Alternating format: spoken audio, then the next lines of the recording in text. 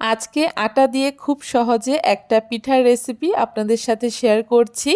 এই পিঠেটা যে আটা দিয়ে তৈরি খেয়ে কেউ বুঝতেই পারবে না, আর এত সুন্দর হয় পিঠেটা খেতে যে একবার বানিয়ে খেলে আবার খেতে চাইবেন। নমস্কার বন্ধুরা, মন কিচেনে আপনাদের সবাইকে স্বাগত। আশা করি আপনারা সবাই খুব ভালো আছেন। চলুন তাহলে দেখে নেওয়া যাক কিভাবে আটা দিয়ে খুব সহজে এই পিঠাটা আমি তৈরি করে নিয়েছি। প্রথমে একটা থালার মধ্যে ছোট একটা বাটি মেপে 2 বাটি আটা নিয়ে নিয়েছি। তার মধ্যে স্বাদমতো নুন দিয়েছি আর 2 চামচ মতো ঘি দিয়ে দিয়েছি। ঘিয়ের পরিবর্তে আপনারা সাদা তেলও ব্যবহার করতে পারেন, তবে ঘিটা দিলে এই পিঠাটা খেতে ভীষণ ভালো হয়। ঘি দিয়ে খুব ভালো করে আটাটাকে একটুখানি ময়ান দিয়ে নিয়েছি, আর তারপরে অল্প অল্প জল দিয়ে ঠিক রুটি মাখার মতো একটা শক্ত ডো তৈরি করে নিয়েছি। এখন এই ডোটাকে একটুখানি ঢাকা দিয়ে রেখে দেব, এতে ডোটা কিন্তু খুব সুন্দর সফট হয়ে যাবে। এইদিকে একটা চপারের মধ্যে আমি 2 মুঠো মতো কাজু বাদাম দিয়ে দিয়েছি, আর কাজু বাদামটাকে ঠিক এরকম করে একটুখানি আধ ভাঙা করে নিয়েছি। তারপরে এখানে একটা কড়াইতে 2 চামচ মতো ঘি দিয়ে ঘিয়ের মধ্যে কাজু বাদামটাকে দিয়ে দেওয়ার পরে খুব ভালো করে কাজু বাদামটাকে হালকা একটু ভেজে নেব।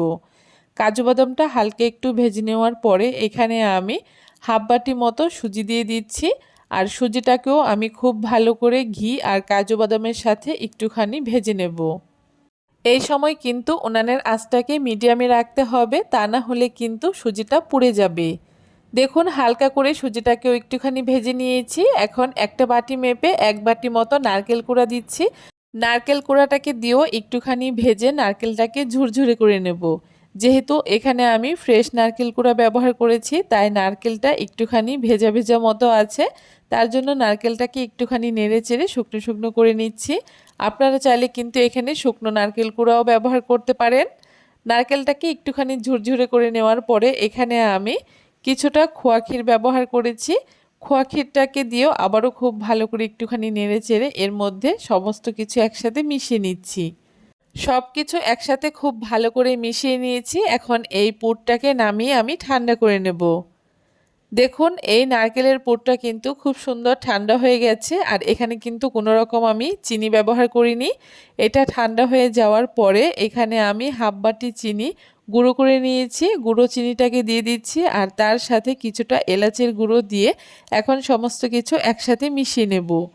পুরটা অবশ্যই ঠান্ডা করে নেওয়ার পরে কিন্তু চিনিটাকে মেশাতে হবে। যদি গরম অবস্থায় পুরের মধ্যে আমরা চিনিটা মেশাই, সেক্ষেত্রে কিন্তু পুরটা একদম নরম হয়ে যাবে, ঝুরঝুরে মতো আর থাকবে না। পুরটা একদম রেডি হয়ে গেছে। এদিকে আমি আটার ডোটা থেকে ছোট ছোট করে লেচি কেটে নিয়েছি, আর তারপরে এভাবে করে কোনো রকম ময়দা তেল ছাড়াই এক একটা করে রুটি আমি এভাবে করে বেলে নেব। আর এই রুটিগুলো খুব বেশি পাতলা আবার খুব বেশি মোটাও হবে না, মিডিয়াম সাইজ করে রুটিগুলোকে বেলে নিতে হবে। এখন একটা গ্লাসের সাহায্যে এভাবে করে আমি গোল গোল করে কেটে নিচ্ছি। লেচিগুলোকে গোল করে কেটে নেওয়ার পরে দুটো লেচির উপরে আমি এভাবে করে নারকেলের পুরটাকে দিয়ে দিয়েছি, আর সাইড দিয়ে একটুখানি জল লাগিয়ে নিচ্ছি। আর তারপরে অপর একটা লেচি দিয়ে এভাবে করে আমি উপরে আটকে দিচ্ছি, আর তারপরে মুখটাকে চারপাশ থেকে চেপে চেপে আটকে দিচ্ছি। যেহেতু জল দেওয়া আছে খুব সহজেই কিন্তু এটা আটকে যাবে। আর একটু ডিজাইন করার জন্য এখানে আমি পুলি পিঠের মতো ঠিক এইভাবে করে ডিজাইন করে নিচ্ছি। আপনারা আপনাদের পছন্দ মতো যে কোনো শেপ দিয়ে কিন্তু এই পিঠেগুলোকে তৈরি করে নিতে পারেন। দেখুন একটা পিঠে কিন্তু এখানে আমার একদম তৈরি করে নেওয়া হয়ে গেছে, আর পিঠেটা দেখতে কত সুন্দর লাগছে দেখে নিশ্চয়ই বুঝতে পারছেন। একই রকমভাবে আমি সবগুলো পিঠে এখানে আমি তৈরি করে নিয়েছি। এখন পিঠেগুলোকে আমি ভেজে নেব। তার জন্য কড়াইতে পরিমাণ মতো তেল দিয়ে দিয়েছি। তেলটা যখন একদম আঙুল ছোঁয়া গরম থাকবে ঠিক তখন এক এক করে পিঠেগুলোকে দিয়ে দিতে হবে, আর উনানের আঁচটাকে মিডিয়াম টু লোতে রেখে একটু সময় নিয়ে পিঠেগুলোকে ভেজে নিতে হবে। একটু সময় নিয়ে পিঠেগুলোকে উল্টে পাল্টে ব্রাউন কালার করে ভেজে নিতে হবে, আর তারপরে খুব ভালো করে তেল ঝরিয়ে পিঠেগুলোকে এক এক করে তুলে নিতে হবে। একই রকমভাবে সবগুলো পিঠে এইভাবে করে ভেজে তুলে নেব, আর তাহলেই কিন্তু খুব সহজে দারুণ সুন্দর একটা পিঠে আমাদের তৈরি হয়ে যাবে। আপনারা কিন্তু চাইলে এই পিঠেগুলোকে চিনির শিরায়ও ডুবিয়ে নিতে পারেন, সেক্ষেত্রেও কিন্তু পিঠেগুলো খেতে ভীষণ ভালো লাগে। তবে আমার কাছে এই পিঠেগুলো শুকনো অবস্থাতেই বেশি ভালো লাগে খেতে, তাই এখানে আমি চিনির রসে আর ডুবাইনি। এইখানে একটা পিঠা আমি আপনাদেরকে ভেঙে দেখাচ্ছি। পিঠেটা কত সুন্দর মুচমুচে হয়েছে। আপনারাও কিন্তু খুব সহজে দারুণ সুন্দর এই পিঠেটা তৈরি করে একবার খেয়ে নিতে পারেন। ভীষণ ভালো হয় খেতে। কেমন লাগলো আজকের রেসিপি অবশ্যই কমেন্ট করে জানাতে ভুলবেন না। ভিডিওটা ভালো লাগলে সবার সাথে শেয়ার করে দেবেন।